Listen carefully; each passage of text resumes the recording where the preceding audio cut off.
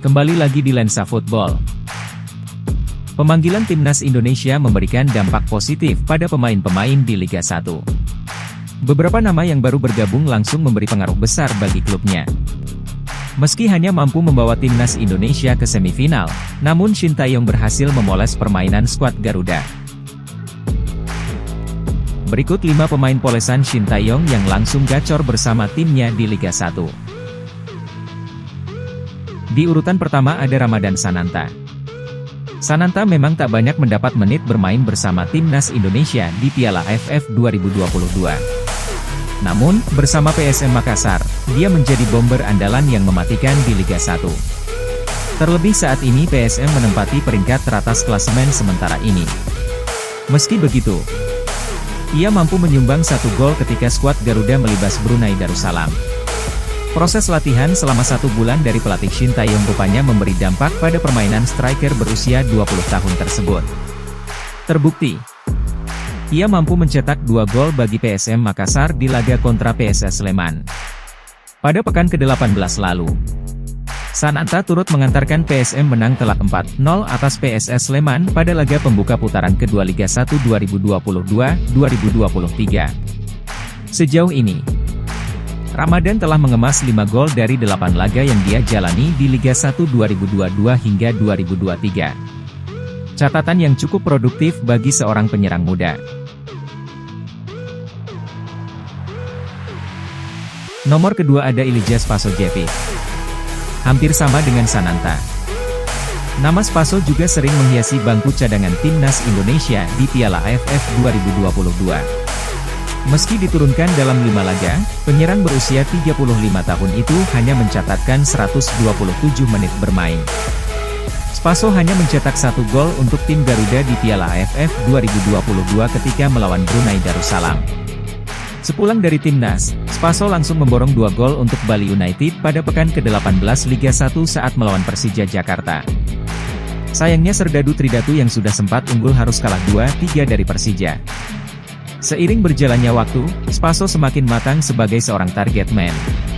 Strategi dari Shin Tae-yong saat di Timnas Indonesia dan Stefano Cugura bersama klub Bali United menjadi alasannya. Dia mengaku mendapat banyak ilmu ketika berada di Timnas Indonesia. Ilmu inilah yang membuat Spaso menyatukan pola strategi dari ST dan Taeko. Ya, waktu itu banyak pengalaman. Saya pasti improve game di sana dan saya banyak belajar taktik yang berbeda. Sebagai pemain saya merasa lebih komplit, belajar dari ST dan Taeko, saya terapkan di sini tapi saya ikuti taktik Taeko, ujarnya. Nomor 3 ada Hansamu Yamapranata.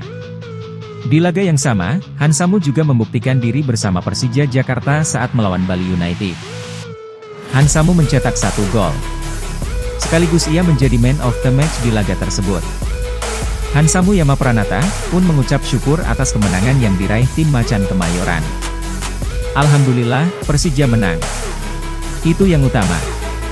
Tak peduli siapa yang cetak gol, kata Hansamu dikutip dari Persija ID. Namun, selama di Piala AFF, Hansamu hanya bermain sekali ketika melawan Brunei Darussalam. Ia menjadi sorotan usai gagal mengkonversi peluang di depan gawang pada laga tersebut. Setelah itu, namanya tak lagi masuk dalam skuad Timnas Indonesia hingga semifinal Piala AFF 2022. Ia lebih sering menghiasi bangku cadangan. Selanjutnya nomor 4 ada Rizky Ridho. Polesan Shin Tae-yong semakin terasa dalam permainan Rizky Ridho di Persebaya Surabaya. Selain mencatat clean sheet saat jumpa Persita Tangerang, bek berusia 21 tahun itu turut mencetak gol untuk Persebaya Surabaya. Tendangan bebas Rizky Ridho dari luar kotak penalti tak bisa dibendung oleh kiper Persita, Dika Bayangkara.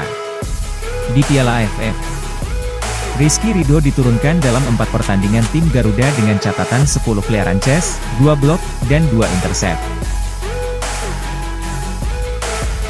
Yang terakhir, Marcelino Ferdinand. Berbeda dengan Marcelino, ia lebih sering mendapatkan menit bermain Timnas Indonesia. Di Piala AFF, Marcelino memainkan 5 pertandingan untuk Timnas Indonesia. Marcelino yang memainkan peran gelandang dan pemain sayap turut menyumbang 1 gol dan 1 assist untuk skuad Garuda. setelah terpilih sebagai pemain muda terbaik di Piala AFF 2022.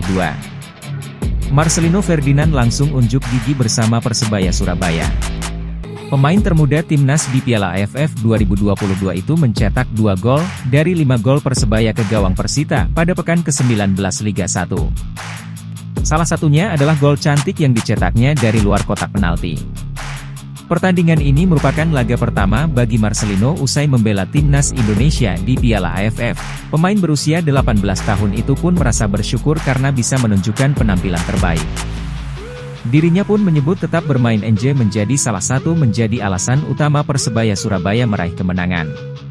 Marcelino pun menyebut bahwa dirinya tidak membutuhkan waktu lama untuk beradaptasi meski jarang berkumpul dengan pemain Persebaya lainnya. Saya memang jarang kumpul sama tim, tapi kita sudah saling mengerti jadi tidak butuh waktu lama buat adaptasi, ungkap Marcelino pada konferensi pers pasca laga, Rabu, 18 Januari 2023.